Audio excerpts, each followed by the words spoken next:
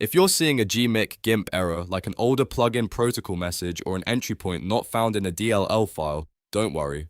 This usually means your GIMP version and your Gmic plugin version do not match. In this video, I'll show you how to fix it step by step, the safe way, so you can get Gmic working properly again without wasting time guessing. If this tutorial helps, please hit the like button and subscribe for more quick software fixes and creative workflow tips. Now, let's get into it.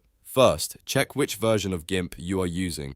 This part is important because Gmic must match your exact GIMP version. For example, if you're using GIMP 2.10, you need a plugin that supports GIMP 2.10. If you install a GIMP 3.x plugin into a GIMP 2.10 setup, it will not work properly and can trigger protocol errors or DLL entry point problems. So before you install anything else, open GIMP and confirm your version. Next, if you downloaded GIMP from the Microsoft Store or you are using a portable version, that can often be the source of the problem. These versions frequently cause plugin issues that are difficult or impossible to resolve. The best fix is to uninstall the store version or portable build, then go directly to the official GIMP website and download the standard installer. The regular desktop installer is much more reliable for plugin compatibility, especially when using Gmic. Once you have the correct version of GIMP installed, go to the official Gmic download page. Make sure you are downloading the stable release that clearly matches your GIMP version number.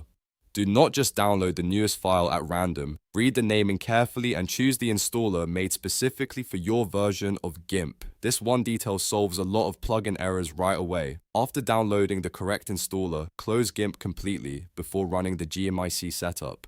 If GIMP is open during installation, the plugin may not register correctly. Run the installer, follow the prompts, and let it finish. Then reopen GIMP and check whether Gmic appears under the filters menu. If it loads correctly, that means the version mismatch has been fixed. If you still see the same error, go back and double check that you removed any older Gmic versions first. Sometimes multiple plugin files are left behind, and GIMP tries to load the wrong one.